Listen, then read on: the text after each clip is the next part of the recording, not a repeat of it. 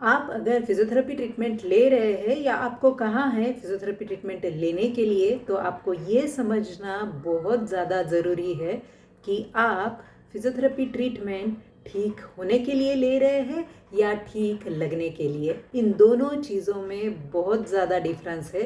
ठीक होना और ठीक लगना मतलब ही क्या?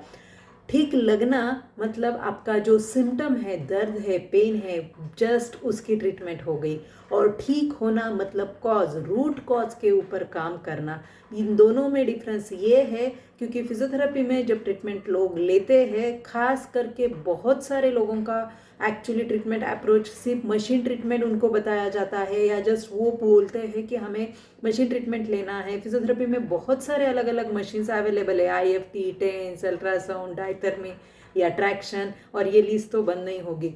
बट ये सारी ट्रीटमेंट जो है ये आपके सिर्फ और सिर्फ सिग्नल को यानी कि पेन को कम करता है, कॉज को नहीं।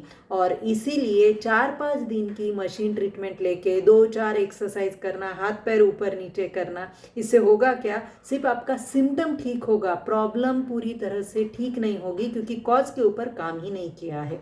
तो ठीक होने के लिए क्या करना पड़ेगा? स्ट्रक्चर्ड फिजियोथेरेपी ट्रीटमेंट अप्रोच होता ही शुरू है आपका राइट वे में फिजियोथेरेपी असेसमेंट करवा के लेना। उसके बाद सेकंड आता है फिजियोथेरेपी असेसमेंट के बेस्ड आपका फिजियोथेरेपी डायग्नोसिस बनता है और ये कॉज का निदान किया जाता है या कॉज जो है वो फाइंड आउट की जाती है। जैसे कि मसल स्ट्रेंथ यानी कि स्ट्रेंथ वीक होना या मसल फ्लेक्सिबिलिटी कम होना, मसल इम्बैलेंस हो सकता है या फंक्शनल एक्टिविटी लिमिटेशंस की कौन कौन से लेवल पे कौन कौन से एक्टिविटी में किस तरह से हुई है, या मसल कोऑर्डिनेशन के साथ साथ न्यूरोमस्कुलर कोऑर्डिनेशन हो सकता है, कार्डियो रेस्पिरेटरी एंड्योरेंस आपका कम हो सकता है, बैलेंस अफेक्ट हो सकता है। तो ये सारी जो फिजिकल पैरामीटर्स है, ये सारे पैरामीटर्स जब आपके इम्बैलेंस या कम ज्यादा हो जाते हैं, इसका एक्चुअली नतीजा ये होता है कि आपके शरीर में कहीं ना कहीं पे दर्द आना शुरू हो जाता है क्योंकि ये सिग्नल है। और इन सारी कॉज पे जब तक काम नहीं किया जाएगा आपका प्रॉब्लम पूरी तरह से ठीक होना ही नहीं है। सो एट द एंड फिजियोथेरेपी 4-5 दिन का करने से या एडवाइस करने से होता ये है, काफ़ी सारे पेशेंट्स लोग ऐसे ट्रीटमेंट करते हैं और बाद में बोलते हैं हमने तो फिजियोथेरेपी किया बट फ़ायदा नहीं हुआ,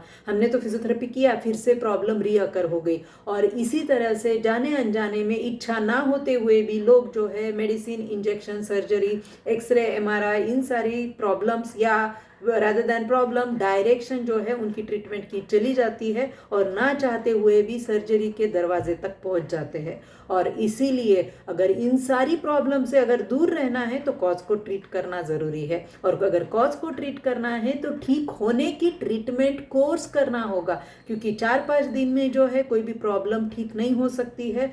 उसी तरह से अगर आपको कॉज को ठीक करना है तो उतना टाइम देना ज़रूरी है। और इसीलिए जब फिजियोथेरेपी असेसमेंट होता है तो फिजियोथेरेपी डायग्नोसिस आपको बतलाता है कि एक्चुअली आपका प्रॉब्लम का कॉज कहाँ तक है, कौन कौन सा कॉज इन्वॉल्व है, और उस हिसाब से फिर structured step by step exercises, when I am saying exercises, all physiotherapy exercises करना बेहद ज़रूरी है।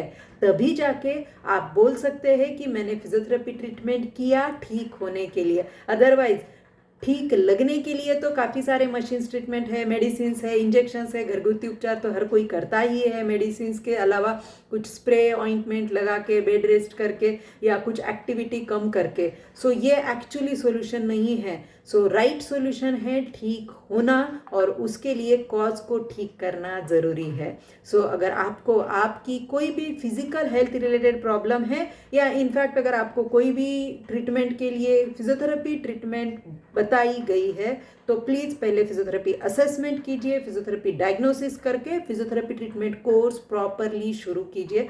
तभी जाके आप पूरी तरह से मेडिसिन, इंजेक्शन, सर्जरी फ्री रह सकते हैं और अपनी लाइफ जो है इन सारी प्रॉब्लम से दूर रख सकते हैं। धन्यवाद।